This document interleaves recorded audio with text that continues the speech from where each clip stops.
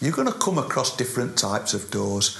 Not all doors will have mullions, muntins, and not all doors will have panels. So we're going to try and cover a few more at doors what you will come across. We still go back to the basics, and if there's something not there, we just eliminate that particular part. On this door, it's got your panels, it's got your cross rails, and it's got your stiles, but it hasn't got the muntins. So we just, as we would, as panels are going to be as number 1. As cross rails are going to be as number 2. And as stiles are going to be as number 3. So that's a panel door without the mullions or without the muntins. From now on, I'm going to refer to them as muntins because that's the way I've been brought through. But just bear in mind, they could also be called mullions. That brings us on to a straightforward flat door. Now, there's certain tools we use for these. We tend to use a 2-inch brush. However, if you've got a flat door like that, a radiator roller can be a godsend sometimes. We will go into painting doors and we will show you how to do them and the principle.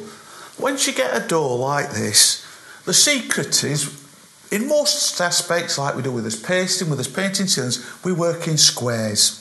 We finish a square, we go to the next square. I'm right-handed, I'm going to start in my top right-hand corner.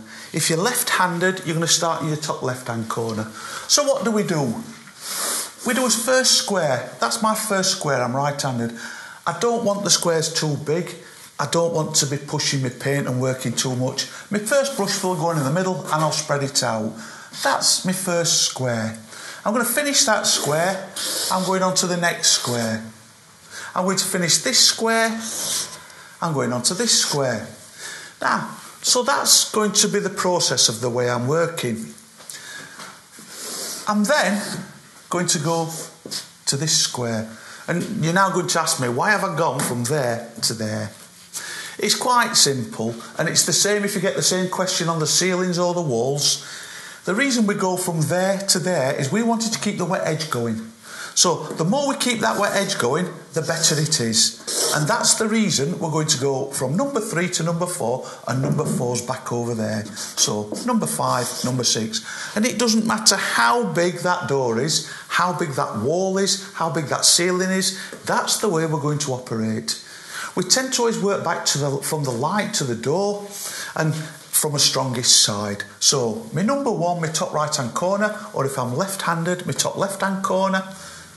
Number 2, number 3. So there's my squares. Once I've finished this square, I go back to this side, and all the time I'm keeping this wet edge going.